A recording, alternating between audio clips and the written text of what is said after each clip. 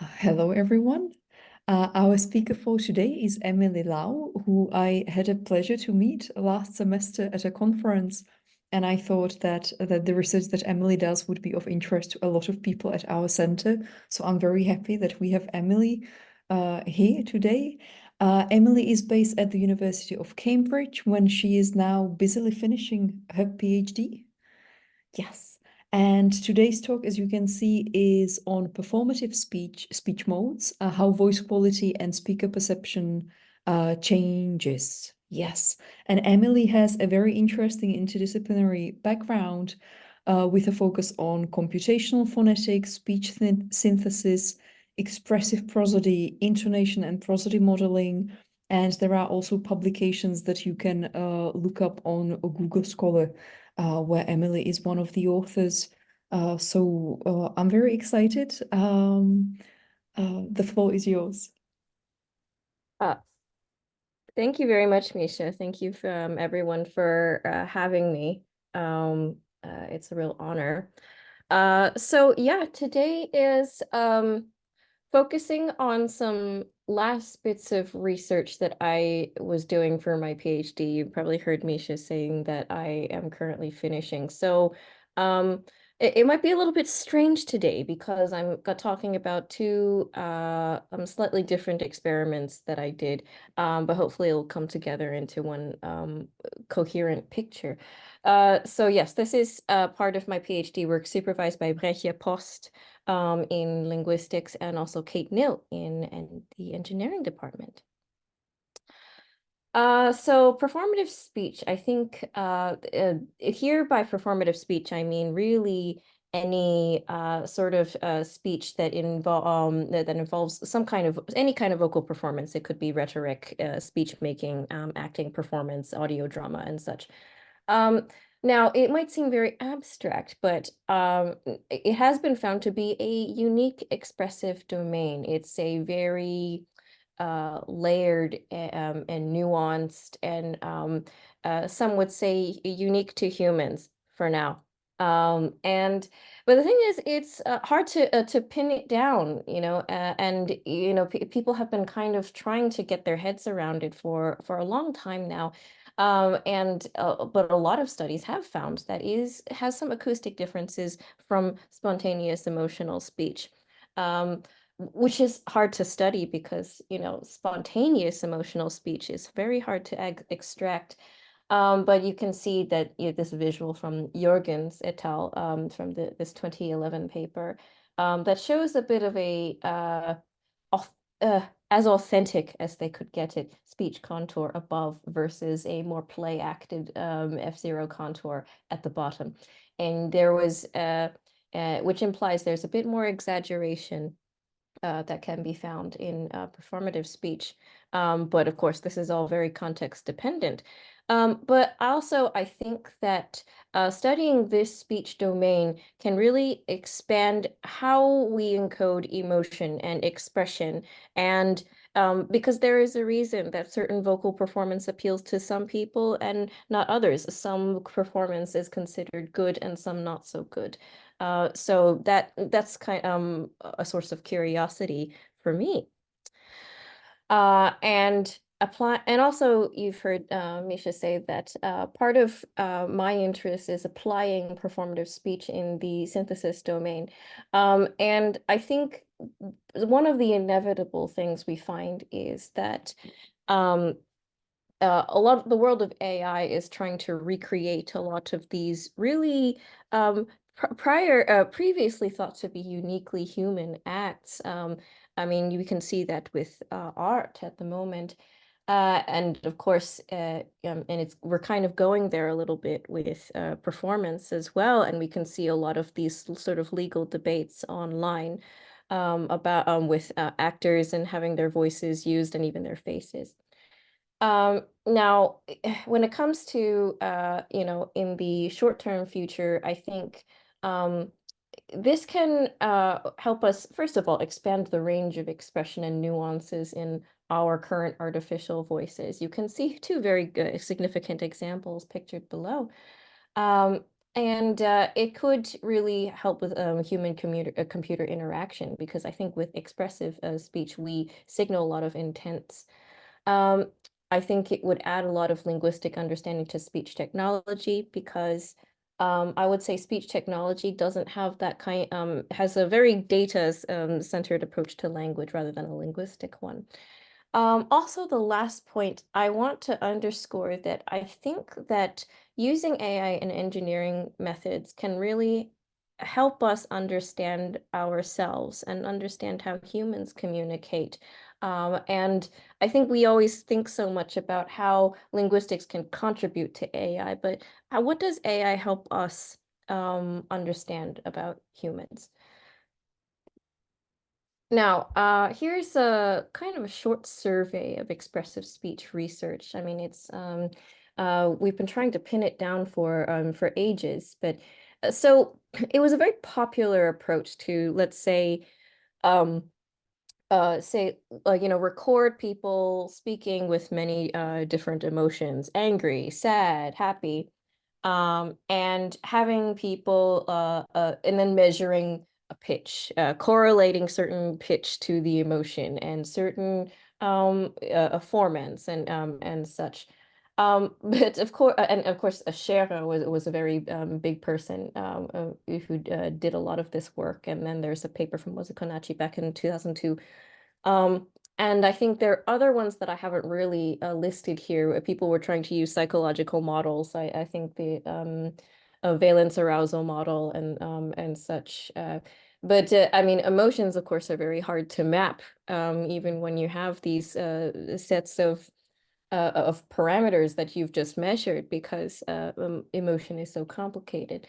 Now, another set of perspectives is to look at humans from a more animal, a more evolutionary perspective. Um, it's to and this body of research suggests that humans are subject to the same selective pressures as animals, um, and that our emotional expression are shaped by those evolutionary pressures. So some work in this area would be from Morton, who studied a lot of birds and bird sounds, and then Ohala, who then extended on that research and then said, oh, well, vocal tract length is an important factor. Vocal tract length, if it's longer, it makes you sound bigger. And then there's, of course, Hussenhoven, who posited these biological codes: size, effort, and production. And it leads me to the more foundational theory for my research, which is from Issue's research, which is called the bioinformational dimensions. And so the foundation of the bioinformational dimensions is not dissimilar to a lot of prior research in this area, which is that all humans were evolved to modulate our voices to influence listener behavior along these particular dimensions. Because I think a big argument of the paper was that there is no necessarily evolutionary need to express an emotion, except when there is an actual need for it. And so basically all of these dimensions will decide how we express in any sort of internal state. So size projection would be the body size projected by the speaker. And this is correlated with formant and pitch and vocal quality. Dynamicity, which is the vigorousness of the speech stream. So it would be more vigorous in theory if you wanted to dominate over your listener, and it would control the parameters of pitch range and speech rate. There's two others: audibility, how well a speaker is heard, usually correlated with intensity.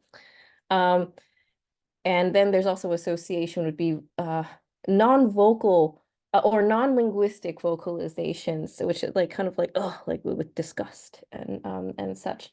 Now, the two I'll focus on the most are size projection and dynamicity. I'll delve into those in a bit more detail. So then we can see that I'll go back to that slide later, but like first of all, I'll talk a little bit about how this research, this theory has been applied. So I mean, in the foundational paper for this theory, F0 and vocal quality were quite important in judging body size and emotion. The bids have also been, well, I'm gonna call the bioinformational dimensions the bids from here on out because it's very long. They have been used in vocal attractiveness studies, and also studies of happy versus friendly speech, and also in studies of posh English. I think in this study, they found that breathy voices were considered very posh in English males. And so I thought, well, given all of this body of work, maybe it would be good to use this as a just beginning framework to study vocal performance and performative speech. Okay, so now I need to apprise you of 3 foundational concepts in this talk. So first of all, we have size projection and dynamicity. So um, size projection, we all have a projected body size, regardless of your actual body size. We're all projecting a certain a body size, and maybe it could be different in different situations all the time. So let's say you wanted to dominate over your listener, and perhaps you would then lower your pitch median and you would shift your formants lower, and then you might use a perhaps tense or harsher vocal quality. And let's say if you were in a teaching situation or you were a parent, you might want to that might be a bit common. I've been watching videos when I was a child, and I've seen my parents do this. And so that was it was an interesting linguistic observation. But then maybe you would want to appease someone. Maybe you have you're subordinate to someone at work. You want to talk to your PhD supervisor about how much work you've done on your thesis this week, and you might raise your pitch median, and then you might shift your formants higher, and then you might also take on a clearer or slightly breathier vocal quality.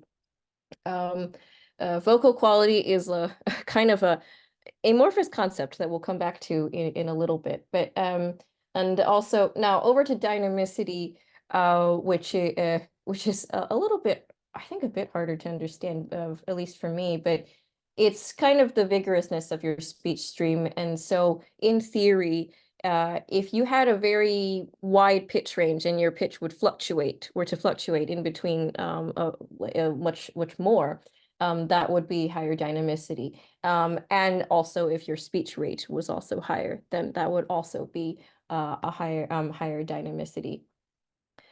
So I think that is those 2 concepts basically covered. Now, you'll find that now I did make note of vocal quality quite a bit in all of these slides. And so I think we need to talk about it separately, because it's kind of very hard to pin down. It's kind of I think, to me, a bit of a bottleneck where expressive speech is concerned, and also a bottleneck where expressive speech is concerned. So now I think one of the issues is that it varies incredibly widely in how we describe it.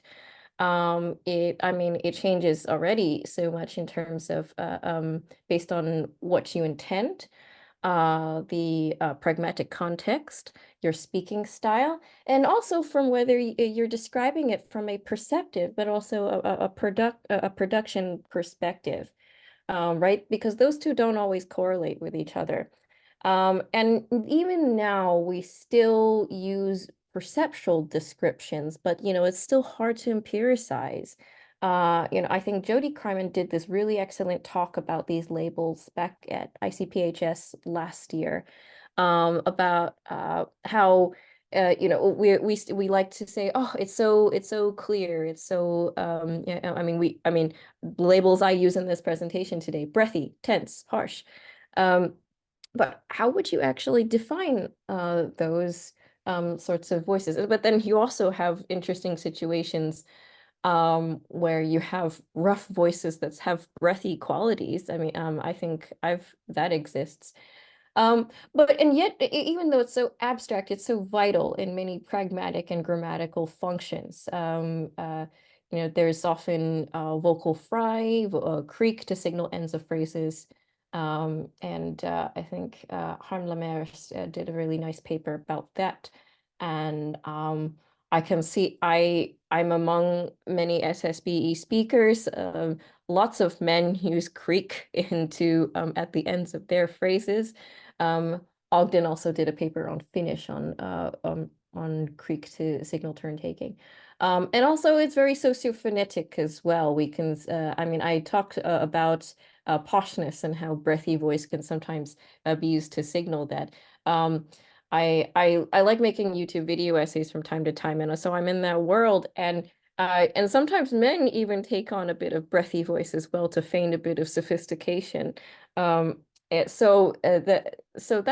a very yeah, so that's very interesting. And then also there's very famously negative perceptions of creaky phonation in North America, especially among women, which is yeah, it was supposed to it was known as kind of a valley girl, very ditzy sort of thing, but now it's known to be it's now there's a bit of revisiting of that particular perception. And of course, there's been a lot, Ishu and also Albert Lee have done a lot of work on vocal attractiveness and how vocal quality contributes to that. I think at Speech Prosody, Ishu and I talked quite a bit, and actually women um, even though you would expect women to find certain voices to, rough, more masculine, or typically masculine voices to be more attractive, women actually like breathy voices better and shy a bit away from more rough voices because maybe it's just too aggressive, actually. Uh, yeah, and of course, vocal quality has a, is really important to signaling emotion and attitudes, such as boredom, indecisiveness. There's a wide body of work on that. But as I said before, it's very hard to map specific parameters to individual emotions, and expression of emotion doesn't always correlate with a particular vocal quality all the time. Um, but for the purposes of today's talk, we're going to associate rough vocal quality with a very specific emotion of anger, because those were kind of that's what's been found in previous work, like with Morton and Ohala, where they associated rough vocal quality in aggressive animals. And Ishu, in his 2013 paper, also made this assumption. So this is an assumption we will take on for today, never mind other complicating factors. So, first of all, I got really interested in exploring vocal quality. So I thought, well, what are some spectral features that would matter the most between voices with different vocal qualities? What features would change the most when you're going from one speaking mode to another? And maybe, and so that's maybe among groups, you can maybe find some trends, but maybe within individual speakers, would you find some even more poignant differences? Uh, oh, this is a very complicated spreadsheet. I'm just realizing that now. So there were some parameters of interest. I think the ones that there are some uh, oh, this is a very complicated spreadsheet. But anyway, there there are certain trends that you would be expected to see in harsh voice. And what I will pay most attention to today will be jitter, shimmer, H&R, harmonic to noise ratio, and H1H2. There's H1A3 to an extent, but that there wasn't as much trending that, or there weren't some tangible trends that I could really see with that. But I guess the jitter shimmer and H&R and H1, H2, I'll be observing them the most. So with the jitter and shimmer, they should increase with harshness. So with harsher voices, these numbers should be higher. H&R and H1, H2, they should be lower with harsh voices. So keep those parameters in mind and keep those trends in mind. Now, with this particular corpus study, I used the Divis corpus, and if you attended BOP this past March, you might have seen some people using this corpus. So it's a large-scale forensic data corpus. It contains audio from 100 SSBE speakers, South British English speakers, quite young, 18 to 25. And now each of these speakers was categorized into a particular vocal quality, perhaps harsh, modal, breathy, using vocal profile analysis. And they were also graded as well, whether it was sort of slight or marked or extreme along either harsh or breathy. And so there were three types of audio. There was a simulated police interview. There was a mock telephone conversation with like maybe a co-conspirator and such, and also controlled speech. So they read from a passage, which was a police report. So why I chose this corpus was that, well, there's two different types of speech. Well, I decided let's take the police interview and the telephone conversation and take that as a kind of vocal performance, a kind of performed speech. And let's take the controlled speech as a read speech. Both are two types of performed speech. And I decided to just compare those two speaking modes. And I processed the audio using OpenSmile, which is a open source toolkit to automatically extract features from audio. There's also one called Voice Sauce, which is in MATLAB, but I think that one in particular just didn't work on Mac computers because of a new update. So that's why we are using OpenSmile today. Right. So there. So here were some overall descriptive statistics. So harsh and modal speech overall differed in the ways that we might expect. So there's a jitter and shimmer and H&R. Yeah, H&R was lower as expected. Jitter and shimmer were higher. Interestingly, H1, H2 didn't seem to have much significant difference.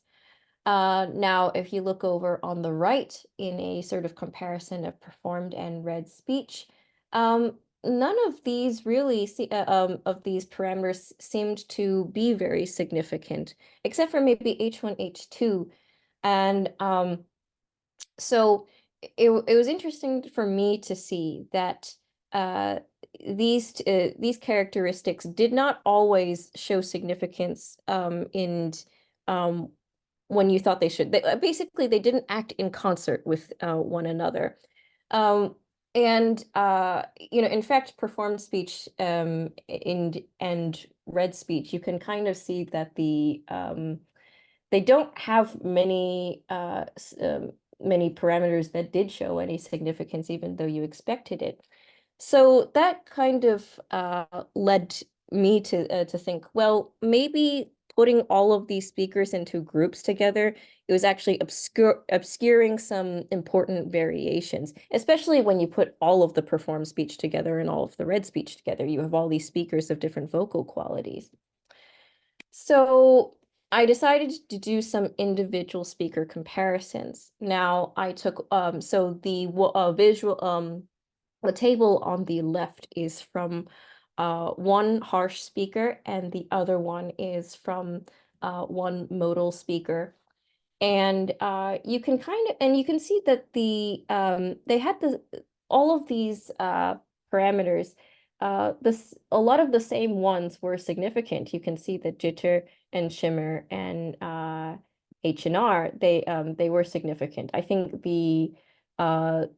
this was when I was doing an ANOVA between different speech types, and I think and you can see that these ones would vary the most. And so but I also thought it was very interesting that H1, H2 was significant sometimes, but not in other situations.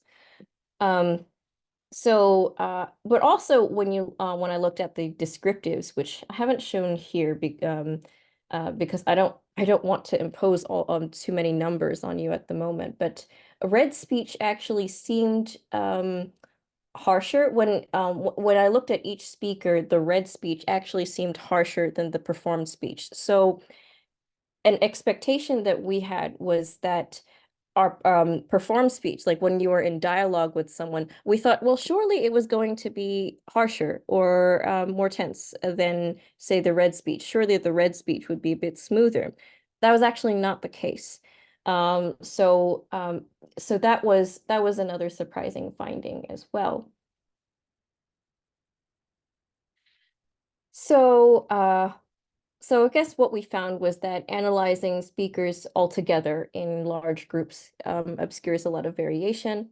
Vocal quality parameters don't always act in concert together and don't always coordinate with each other, even and don't always have the same follow the same predicted behaviors. And also, surprisingly, read speech had some harsher qualities than performed speech. Um, and one theory that I think one of my supervisors had was that maybe when people are reading, it is a lower pitched and people are more relaxed, and that brings out some of their more inherent vocal qualities. Like if they have a naturally harsh voice, then they are just going to show it and control it a bit less. But certainly you did have some differences that were occurring between different speech modes. Now, this then prompted me to want to incorporate some vocal quality variation into work with the bids and also with emotions. So I thought, well, if vocal quality is varying between different speech modes, how is this going to affect listener perception when when we properly incorporate vocal quality variation? So let's run a speech test or a listening test.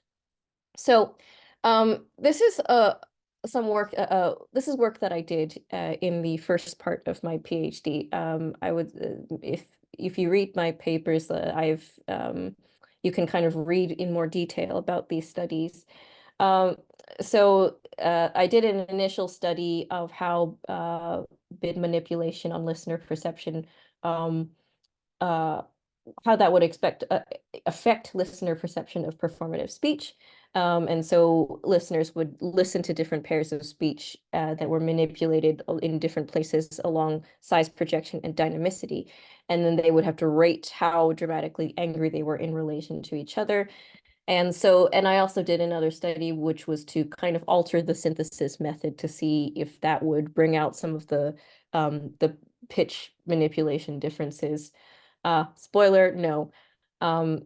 I think what I found in these two initial studies were that size projection was really a lot more impactful than dynamicity. And actually, when you increased dynamicity, therefore, like you stretched the pitch range and also shortened the speech, shortened the duration. So basically, raised the speech rate.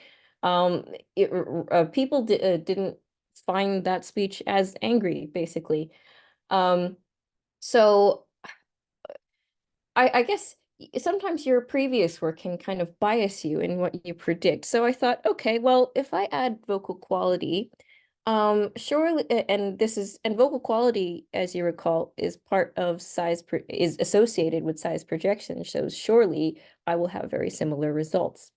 So now, this is just to kind of drive home how I was manipulating different voices. So if you had a voice and I was trying to raise the size projection, I would lower the pitch formants and then either make the vocal quality tense or harsh. And then if it were lower, then I would do the reverse. And also dynamicity. Yeah, basically, if I were lowering it, the pitch range would be almost monotonous, and the speech would be slower, and vice versa if I were raising it. So this is kind of to drive home what kind of voices I was aiming to make. And this was my process. So basically, I would a lot of my I resynthesized a lot of voices from Divis. So this was my so I took some modal voices. I took some linguistic content that seemed angry. So it was like, oh, I wasn't there. That doesn't ring a bell. Um, I didn't want it to be too emotionally biased, but I wanted it to be plausibly angry, because I think that was an issue with with my previous experiments. Then I voiced morphed them to morph their vocal quality. So I kind of had a harsh target voice and a breathy target voice, and I basically morphed the modal voices to kind of match those vocal qualities. And then I also resynthesized the voices with using prot script to manipulate the pitch median and the formants and all of the other parameters. So this is going to be, I'm going to kind of demonstrate some of the stimuli that that the listeners heard. Let's see. I don't know. I wasn't there. Did everyone hear that? Yeah, okay, cool. And then this is high size projection, low dynamicity. I don't know. I wasn't there. I don't know. I wasn't there. I don't know. I wasn't there. So, yeah, so that was an example of stimuli. It's a bit of a work in progress. I don't know. I wasn't there. Ah, I don't know. I don't know. wasn't there. I don't know. I Oh my wasn't God. there. Okay, there we go. Yeah, and here was my design. I really wanted to do something a bit simpler than my previous experiments. So I would place a lot of these clips with different manipulations next to each other, and it was kind of like a model on a mushroom test where they just rated them from 1 to 5. But then they would kind of rate them in terms of dramatic anger. And of course, the kind of read speech was separated in task from the performance speech. And what did we find? Dynamicity was more impactful than the size projection in these experiments. And I even kind of looked at the map on the right is sort of an interaction between these two dimensions. And yeah, dynamicity was kind of was making more movement than size projection. Size projection was not, it wasn't that size projection wasn't impactful at all or not significant at all. It was the reverse of the previous experiment and kind of against our expectations, because and you can see that it was similar for read speech. In fact, size projection was even less impactful with read speech, even less significant. Which kind of it did prompt many questions, because we thought that we were leading up to a point where we were finding that, oh, well, size projection is clearly much more significant than dynamicity, and it was making us question how well different parameters correlate with these certain dimensions and how people perceive them. But yes, this was not what we expected to find. Now, I decided to actually check my work and see, did we actually find, did I do this manipulation correctly? Did I actually get to change the vocal quality? And so I want to call your attention to the bottom 3 rows. The bottom 3 rows are when I raise the size projection. So those voices should be harsher than the ones that have size projection -1, which are when you have low size projection.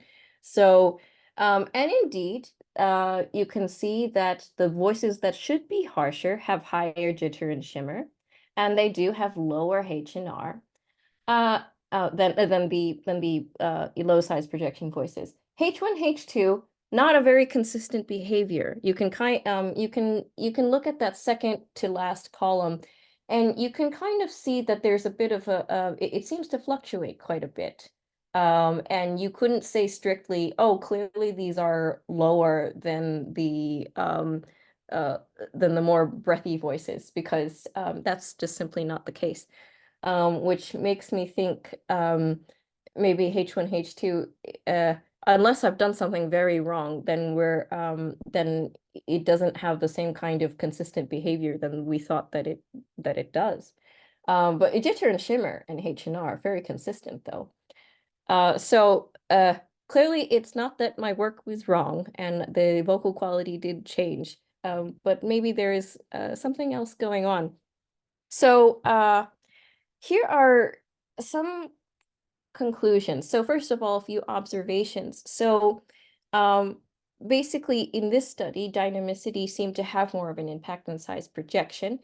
But you can see that neither dimension had that drastic impact. It's not like people were like, oh, well, absolutely, this is like we're going to rate this at 5, and this is an absolutely angry voice.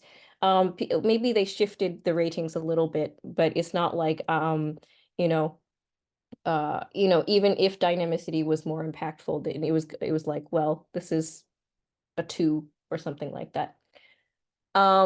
What does this imply?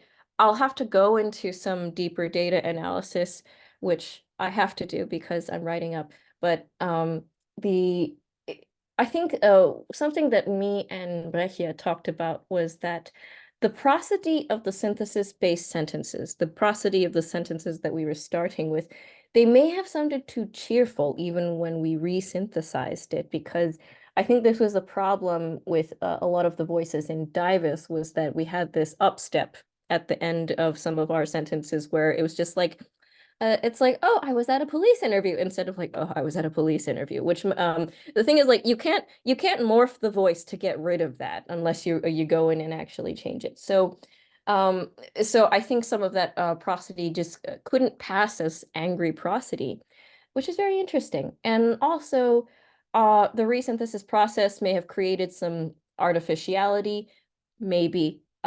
This was also, I think, more of an issue in the previous experiments. And this is always going to be something that you're dealing with when you morph a voice, or try and change something a bit too drastically, especially in prot. So that's a possibility.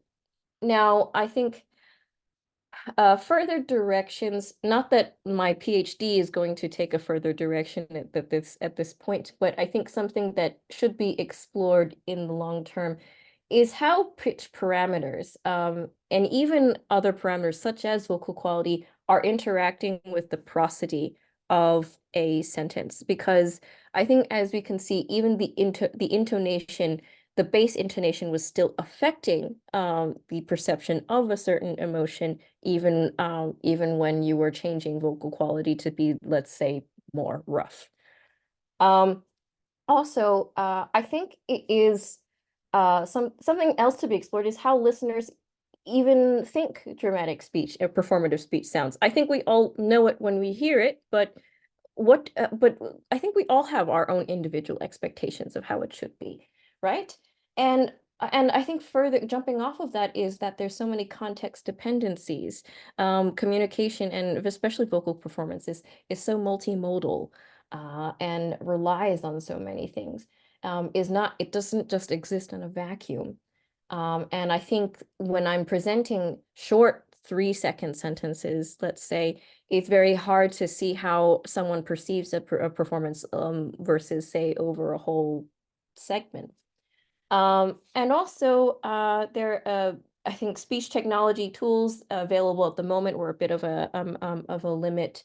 I think a lot of very good speech synthesis exists now, but it's not like you can go in and control, say, oh, well, I want to do like a H star here and a L star here. It's not like you can do that. You can they're starting to kind of get at that, but still that's very hard to achieve. And also, it's not like you can go in and say manipulate or control a certain spectral feature either.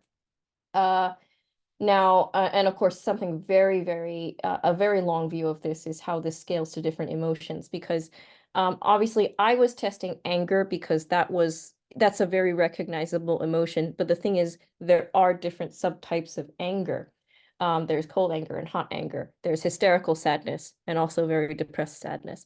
So, so those are some kind of long view things that I'm personally interested in exploring further beyond my PhD, and I think should be explored in the wider community as well. And oh, I think I'm just on time with my talk. So those are my references, and that is my talk. Thank you very much for listening to this messy presentation. Thank you so much.